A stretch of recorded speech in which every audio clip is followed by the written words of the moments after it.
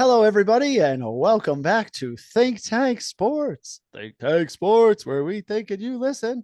Check us out on the socials, Facebook, Twitter, and the IG. We do have a Twitter poll out there, NFL related, so check that out. Watch us on YouTube. Here we are. Yee.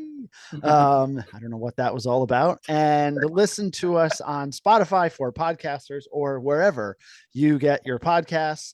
We are here for week 2 of Lose With Us.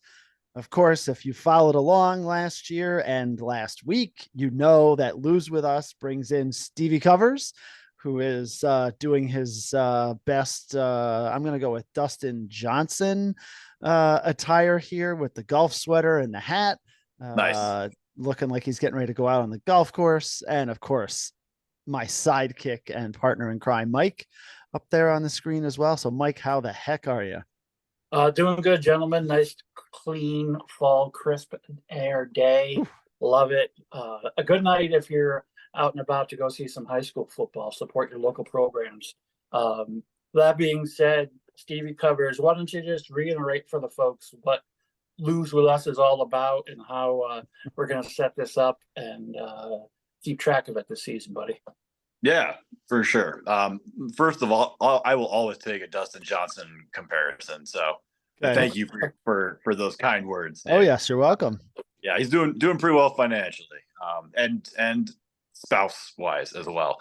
Yeah. Yeah. Well, but so are you, Steve. You so. outkicked your coverage too, so let's not. Spouse wise, yes, Yes. absolutely. And financially as well. As soon as we're done with Lose With Us, we'll all be rolling in it financially. So what we do here, yeah. So we each get 100 units to bet. If you want to think of it as dollars, that's up to you. We call them units that we can bet every week on football games. So we can pick props, we can pick straight bets, we can pick over unders. Mike usually has a crazy parlay or two. If you're not sure what some of these terms mean, we try to explain them as we go. But we can take our 100 units and divide it by up to 4 games a week. We usually each have 4 picks, but you can choose how many you want to put on each game. Different odds for different things. So we're kind of all over the board, but it's a lot of fun. And last year, Dave and I had very successful seasons units wise. And we don't need to talk about Mike's season. So. I participated, which I appreciate deeply. No points, no points or games, units for participating, Mike, but you did participate. I appreciate it, boys. I gotta say, I'm feeling really good about this season for us. I'm really, really pumped up. I'm really amped up. Yeah. There's the familiar feeling. Where have I felt this before? Oh, my Achilles. Oh no. Oh no. Wow. We went there early. Woo, yes, we did. Yes, we did. All right. Well, let's just get right into it, boys. I'll start off with about a straight-laced a bet as I'm going to make probably all year, or at least on here. I'm going to take the Baltimore Ravens money line. I think that they are in good shape. I think the Bengals are in terrible shape. I think Joe Burrow is not healthy. And I'm going to take the Ravens money line for 20 units at plus 140. I just think that their defense is excellent and their ball control. And again, I think this is more a bet against Cincinnati's ability to win, which I understand would put Cincinnati down 2 games in their division and a big hole to climb, but that's just the way it is sometimes. Yep. It's interesting, Mike. I was thinking about going that way until I heard today that there's 2 Ravens offensive linemen that are not going to play in this game. I don't know what their offensive line depth is, but even the deepest of teams, that is going to have an impact. And the Ravens certainly with their running game and still trying to figure out J.K. Dobbins. So we'll see how that plays out. No, that's fair. Good for you. Stevie, anything? Yeah, I mean, obviously Joey Ballgame had a tough game last week. A lot of quarterbacks did, and lost in the shuffle of that was Lamar Jackson. He didn't have a great game either. So yeah, I did not feel confident betting on this game at all. if I was going to bet on this game, I probably would have taken the Ravens with the points, just because I don't know what's going to happen. So I usually default to give me the points. But I mean, they could win. They could win. Okay, sure. They're the only two teams playing on that field. Dave, what do you got, buddy, for your first bet? My first bet, I am looking at the Jets going down to Dallas. Dallas coming off of the dominating, humiliating, excruciating. Okay, move on. Crushing 40 shut up 40-0 defeat of the Giants. Here Dallas at -9. That just feels like too big of a number for me. I am going to take the Jets +9, and I am putting 30 units on that. I think their defense keeps them in games, and I just think that the 9 is just too many points this early on in the year. Steve, you're the resident Jet fan. Yeah, I looked at this one too, Dave, because 9 is a big number for a game that I expect to be a low scoring game. And so does Vegas. The over under was only like 38 or something like this on the game. So a 9-point spread with a 38-point over under, that's normally a recipe for me taking the points. But as I was going to place that wager, I got a little flash of Zach Wilson getting strip sacked by Micah Parsons, and they run it back for a touchdown. That's all she freaking wrote. So I couldn't pull the trigger, but I understand why you did. Stevie, why don't you give us your first pick here on the board? Sure. Yeah. So Dave took my Jets. So I'm going to return the favor here. Oh no. I'm not taking the Bills, but I'm taking a bet in the Bills game. Okay. The most talented player in the Bills backfield is James Cook. Yep. That guy is really good. He's got some juice. Yep. And I was looking at his props for this week, and his receiving yards prop for over or under is 12.5. What? 12.5? He could do that on one catch. He could easily do that on one catch. Oh, exactly. Good Lord. Oh, yeah, that's too easy. So I'm going 40 units. It is -115, where most of these bets are usually -110. So you have to pay a little bit of a premium, but not much. So I'm doing 40 units. James Cook over 12.5 receiving yards against the Raiders. The Raiders. Stevie, I know this is a football podcast, but that is a layup. That is a wide open, nobody around you layup. Yep. I love how good find. Good find. Yeah, I was psyched about that one. Love how excited you two are to watch that bet fail on Sunday. That's going to be a lot of fun in the group chats. Speaking of bets that fail, Mike, how's your second one? My second one, Dave, funny you should ask, is I have the New York Jets +9. Oh, sound familiar? Oh, KOD. There it is. All things equal, I couldn't get over the disrespect of the Jets defense with this line. I really couldn't, and I really think Dak is mediocre at best, and their weapons on offense. CeeDee Lamb is good. I don't know. I just don't see 9. I don't see the Jets winning. No offense, Steve, but 9 was just too big for me to ignore. So it's 25 units for me on the Jets game. So anything wise to say now, Dave?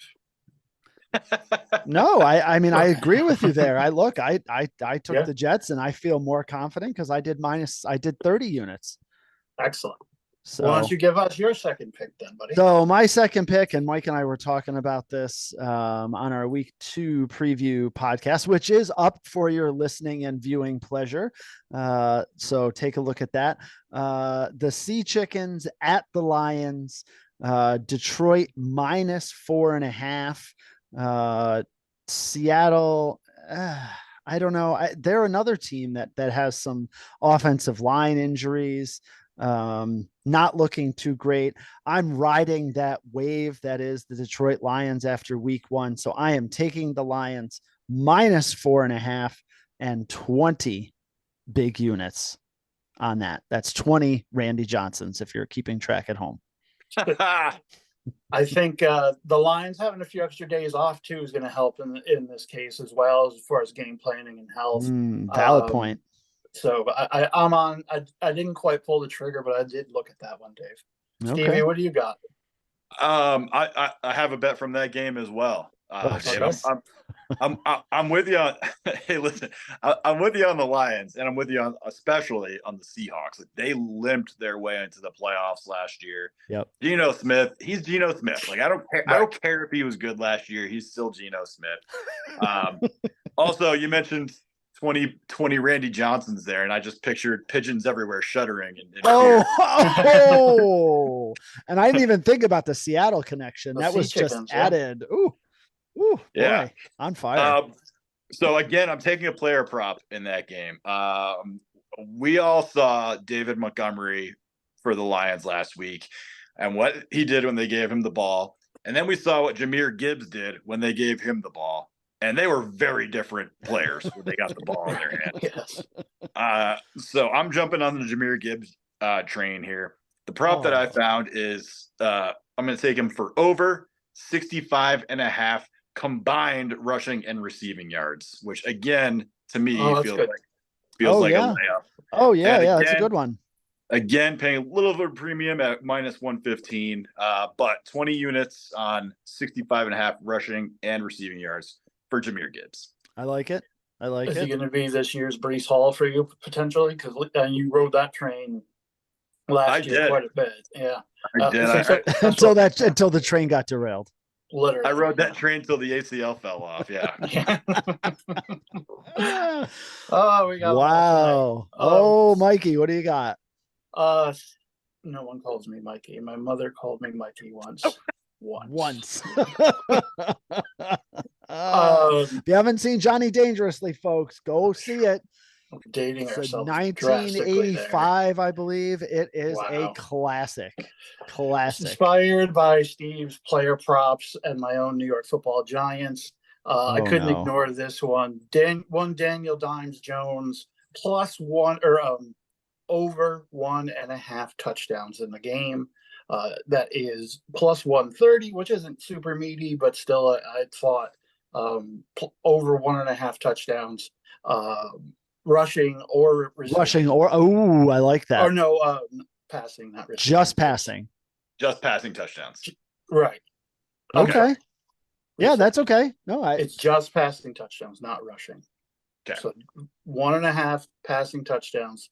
Plus 130 for 40 units. This is the one I'm most confident in. Yeah. Against that Cardinals defense, and I think this is going to be a Darren Waller breakout game. The new shiny toy kind of thing, and so I could see that happening for sure. Somebody's cat saying hello. Oh, it's mine. I was like, wait a minute, you're the one with the cats. So yeah, that's what I got. Danny Dimes. Couple touchdowns, couple deuce. That's all I'm looking for. Yeah. The Cardinals defense surprisingly stingy last week, but they were also playing against Sam Howell. So, we don't know if he's any good or not yet. I can't believe I'm saying this in week 2, Mike, but this is a must-win for the Giants. They cannot be 0-2 with San Francisco. On a short week on the Thursday night. Yep. Right. I agree, I totally Steve. agree. Yeah. Definitely. But knowing the Giants, they're going to get blown out by the Cardinals and then beat the Niners on a triple doink field goal at the end. But triple doink. Triple doink. Call in triple doink. Anyway, Dave, number 3 for you, buddy. Ooh, I'm back and forth on which one to go first. So I'll do the double dip pick of the week. My Syracuse Steve and my Syracuse Orange traveling to Purdue to play the Boilermakers. It's minus 2.5. I'm just riding that wave. I think Syracuse has some good things going. So I'm taking Syracuse minus 2.5. And I'm doing 20 units on that. Feels pretty safe. I don't think they're going to win by 30 or 40 or 50 or 65 like they have.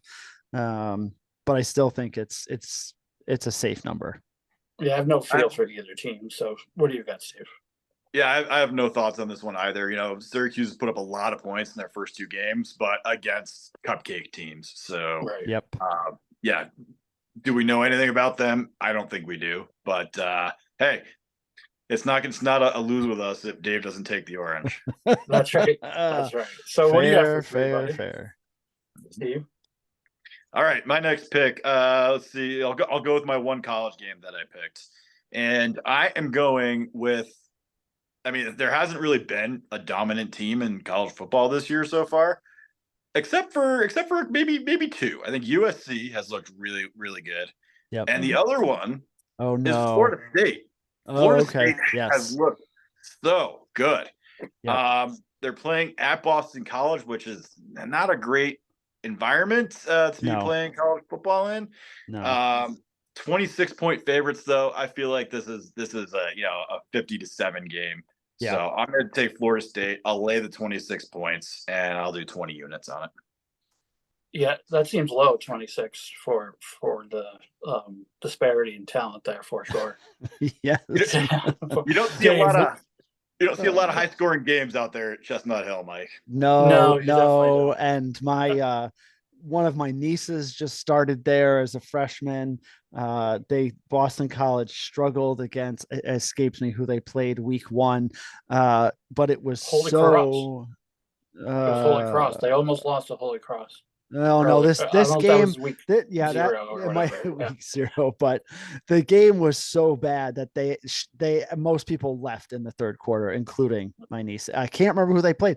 I'll look it up while we're going, but they ended up losing at home in overtime, and that's really all she wrote. So yeah, Dave, real quick, when he started saying that, you said, "Oh no," who did you think he was going with? Well, now I can't say because it will spoil my last pick. Okay. Well, I'll give you my last pick.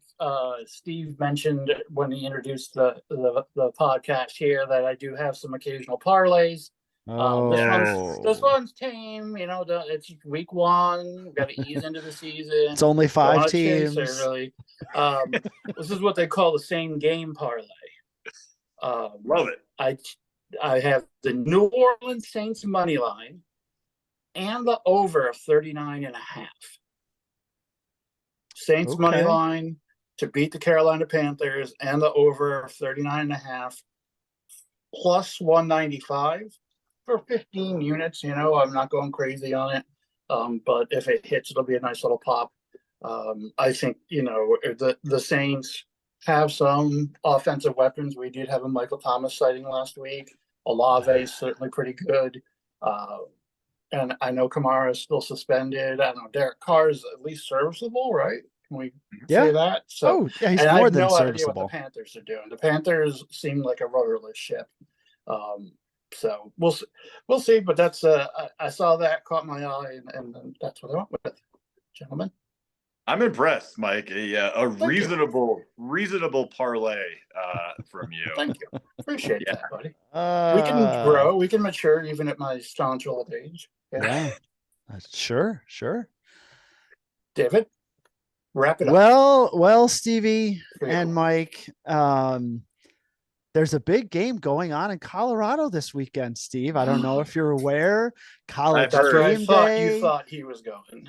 Yes, college game day is there. The Big Ten, whatever their silly pregame show is.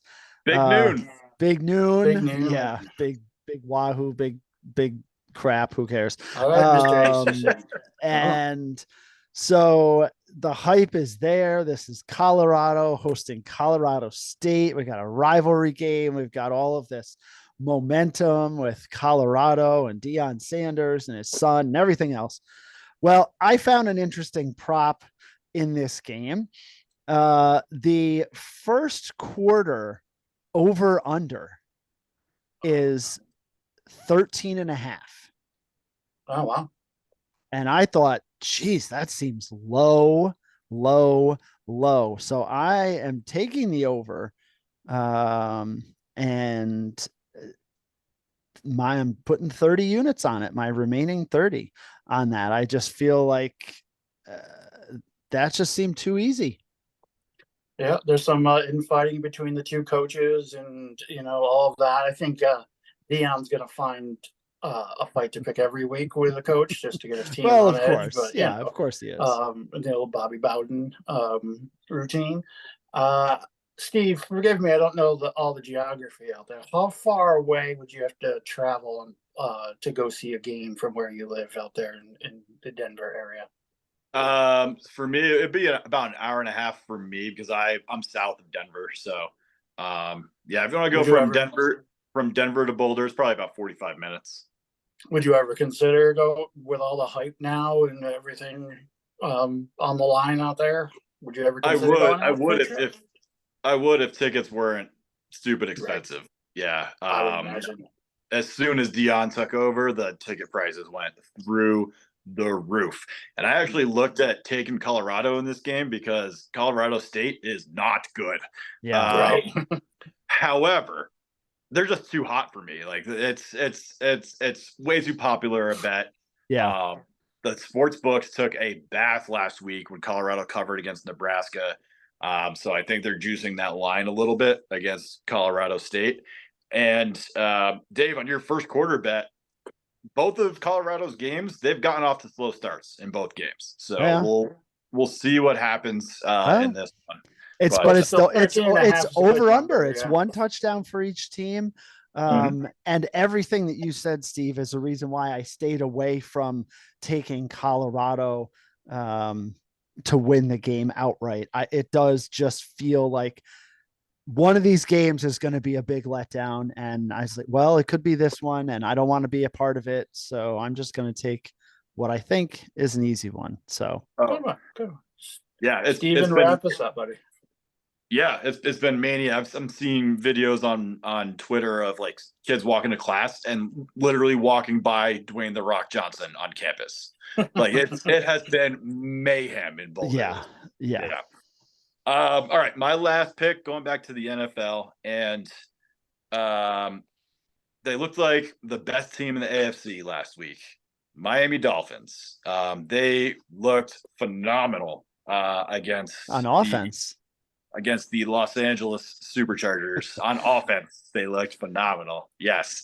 Tua Tagovailoa, 4-0 against the Patriots. So 3-point favorites going up to Beantown against the Pats.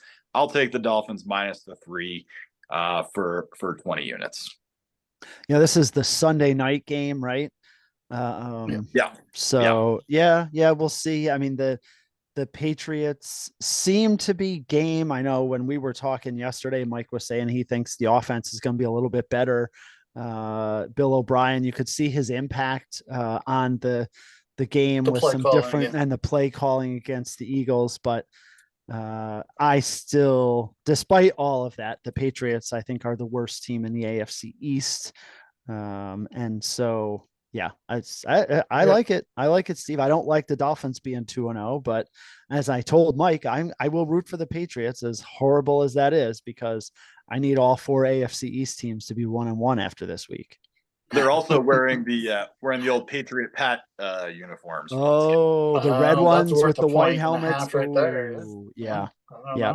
Those are hot. Those are hot uniforms, even though that's the uniform that they wore when the Bears, wiped the floor. And yeah. The 85 Bears, infamous defense. Boys, this has been a lot of fun. Off to a hot start here, week 1 with Lose With Us. We appreciate Stevie Covers and jumping on here and imparting his knowledge and all the interesting bets.